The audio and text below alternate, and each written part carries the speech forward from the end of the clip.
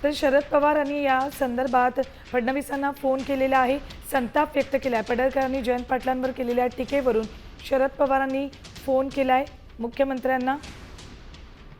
Updates घेऊयात आमच्या प्रतिनिधी वैदेही काणेकर यांच्याकडून। वैदेही, शरद पवारांनी फडणवीसांना फोन करून संताप व्यक्त केल्याचं कथन आहे, अपडेट्स।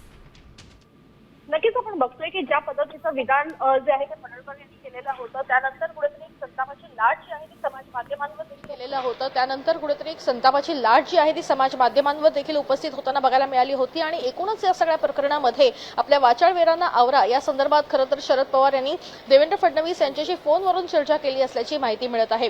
सध्या ज्या पद्धतीची विधानं केली जात आहेत किंवा नेत्यांकडून ज्या पद्धतीची वक्तव्य केली जात आहेत त्याचा निश्चितच परिणाम समाजावर होताना बघायला मिळत आहेत आणि ते कुठेतरी समाजासाठी योग्य नाही अशा संदर्भात खरं तर पवार यांनी फडणवीस यांच्याशी चर्चा केली असल्याची देखील माहिती मिळत आहे। आता या सगळ्या प्रकरणामध्ये देवेंद्र फडणवीस नेमकी काय पद्धतीची प्रतिक्रिया देतील किंवा काय पद्धतीची पावलं उचलतील ते पाहणं खरं तर महत्त्वाचं ठरेल।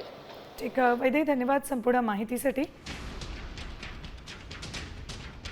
आता isakal.com आहे देशातील नंबर 1 ची मराठी न्यूज वेबसाईट। प्रत्येक अपडेटसाठी isakal.com ला नक्की भेट द्या।